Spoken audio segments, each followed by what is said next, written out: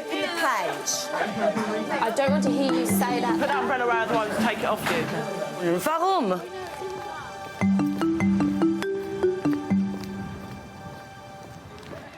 How do you encourage a traditional teacher to try new techniques? It's a crucial challenge here at King's High, an underperforming secondary in central Bournemouth, which needs to take urgent action to reach its A to C's target, including English and maths. With your pen, please, next to Elvis's twin sister, the title, could you put the word icon? John Bailey's working with acting head of English, Verity Marlowe. She's line managing Linda Knight, who has 27 years of teaching experience behind her. Can anybody remember which poem we've looked at before of Carol Ann Duffy's, please?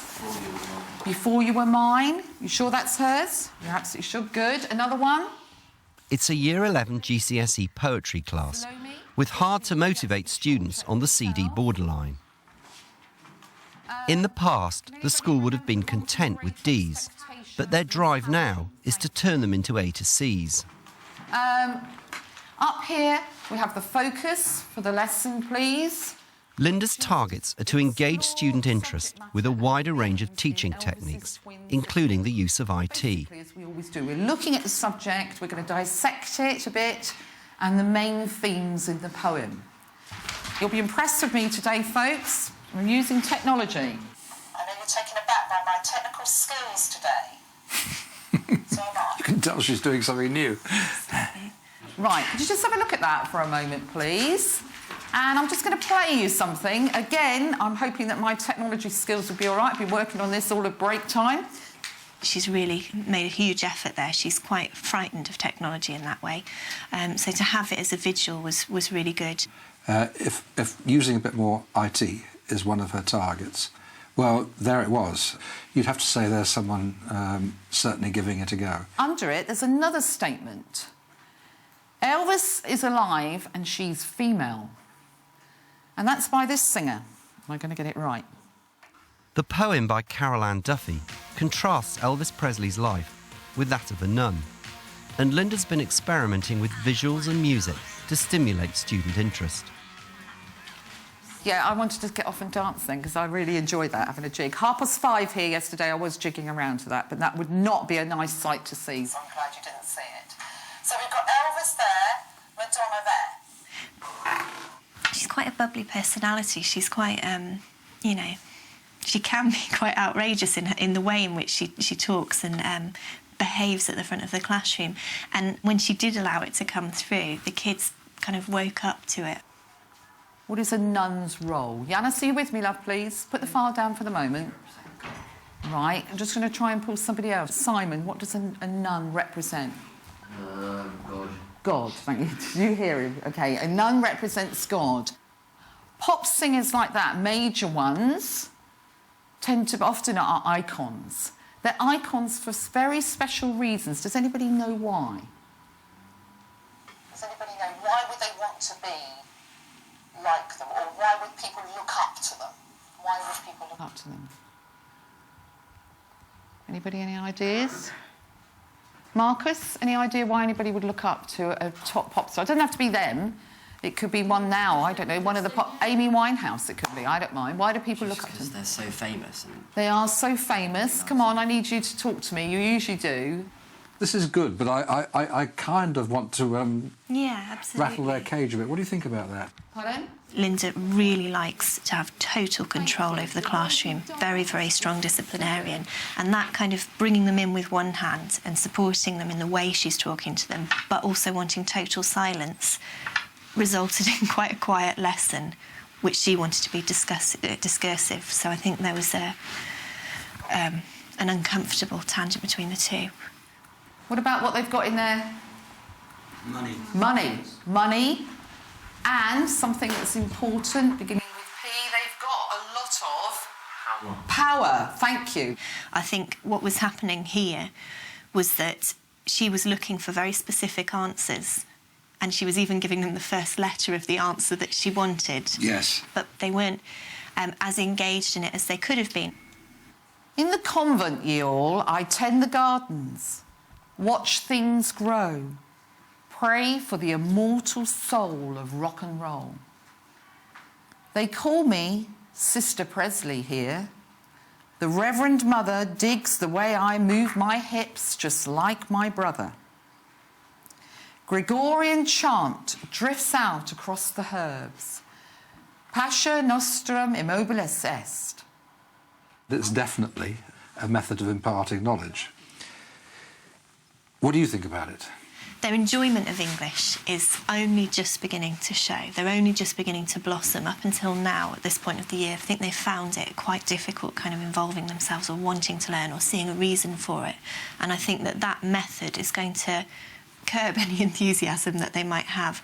A wimple with a novice sewn, lace band, a rosary, a chain of keys, a pair of good and sturdy blue suede shoes. To have the poem up on the board would have been a starting point. And I think that we really needed to get some discussion going, them finding the evidence for, rather than line by line, what does it mean, now write it down, what does it mean, write it down. 20 minutes into the lesson, Linda gets the students working in pairs to look up references to Elvis in the poem. A few more seconds each verse. But again, she's reluctant to really let go. And 5 minutes later, she resumes teaching from the front. Can you write that down, please? This is a poem of contrast between Elvis's life and a nun's life. In the exam, okay, you will be asked to give a personal response to the poem. You can say you didn't like the poem, but you have to give reasons for it. Okay. It's very led, isn't it? Very much so. You need to back that up. It's an interesting question, isn't it, this balance between teaching to the exam, getting children over a border, on the one hand, and taking a risk and getting them more stimulated and engaged in the other. How many people quite like this? Just hands up. How many people quite like the poem? Hands up. Good.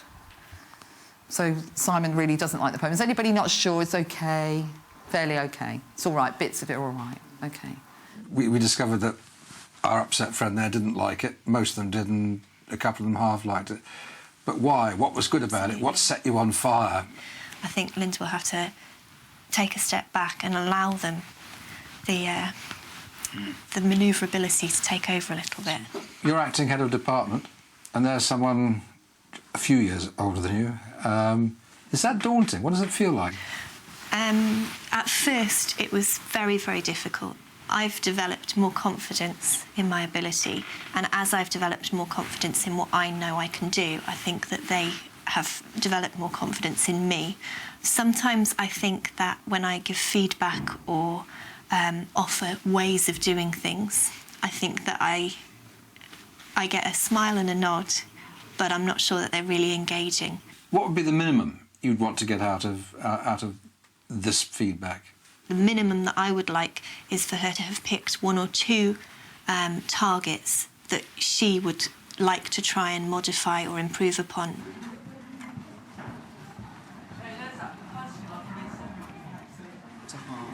For feedback, Verity wants to further challenge Linda's traditional approach. But John Bayley is interested to hear Linda's response. It's the stuff of nightmares. What I saw in the lesson were lots of beginnings, and I thought that you made huge efforts to do things in a new, innovative way with the music, with the visuals, with those kind of things. And they're fantastic building blocks. And I think the next stage is to have the confidence to do it regularly and then take it further. Yeah. With the images, I thought it was very good that you got them discussing each of the characters, because by that point you had about 3 or 4 students who wanted the next bit of learning. I think possibly we need to kind of look at how to get the rest of them. Yes, yeah, they're very passive. I think I did, in terms of I kept asking them questions. I won't let them not answer, because I did direct questions to them. Is there a way of using that questioning to kind of involve them more, do you think? Can you put that again? How to make the questioning more how to make the active? Yeah. Yeah. What sort of questions how could you direct the questions in a way that more students would want to kind of latch on and involve themselves in the discussion? I don't know, I'd have to think about it. I mean, in a way, you could transfer the questions to them. almost, so that you give them the responsibility of asking the questions. Yeah. So as a group, they could come up with questions, not just coming up with answers. I think that would be fantastic. Interesting. But I think the next stage would be, with the questioning, to give them a question and the time to then turn to the person next to them, discuss it, and it probably would get quite boisterous and you would get one or two students going off task, but then when they fed back to your initial question, they would have more to offer. I think that's right, yeah, I think so. There's a balance, isn't there, between the understanding of the poem, because of the course, and time for exploration. And my focus at the moment is a sense of I'm almost, and forgive me for saying that, I'm almost conscious I just want to get them through the poetry and finish, you know, and then move on because there's so much else that we have to do. And you have a very, very... Linda has accepted some of Verity's suggestions, but John wants to know how comfortable she really feels about the process. The students love. Overall then, I think it was a lesson that showed some fantastic, positive starts to a variety of different techniques, and I think what we'd like to see next is how you build on those. Yes. You know, it is that balance, isn't it, between technique, personal response, content, you know. It's spinning lots of different plates at once, isn't it? And it's very... But I think we've made some genuinely, I think we've made some really shrewd comments. Well done. I don't know whether this is a tricky question or not. I don't mind. This kind of feedback, where does it fit in the scheme of things? How honest can I be? I'd like you to tell the truth. Well, actually, I think that was very, very positive. So I will take on board a lot of what was said there. Sometimes I don't. I think some of the techniques that are suggested to me are of the moment. And teaching is cyclical, and we see these things go round and come back again. But when I'm learning and gaining information, gaining knowledge on my teaching, I think it's very valuable. So I rate this highly, but sometimes I don't. It depends who's doing it and how I feel about it. So the observation better be pretty good. Oh, I think it should be good for everybody. Can I just keep pressing on this? Of course you can. You can ask me. I've got nothing to hide. No, I'm interested.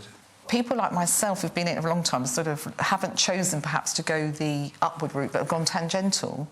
The experience that I've gathered doesn't count for very much anymore. The fast trackers are the ones that are seen as gleaming, and I think that we all, there's a mutual benefit we can all offer, and we're all valuable, and we've all got a lot to give. I thought that it was, at times, very useful, very informative, but I also think that you saw a bit of attitude, if you like. You can see that what we're dealing with is somebody who's been in the profession for a long time, who's seen an awful lot of change. A fantastic classroom practitioner who's, I think, a little bit frightened by all the changes that are happening. It's an interesting balance, isn't it? I was wondering that I'd made you too directive by asking you what your minimum criteria were. Was it because I'd put pressure on you? I'm glad that I was direct, actually. I think that she respects the feedback more. She doesn't want to be told, you know, that everything's perfect, because no lesson is ever, I think, perfect.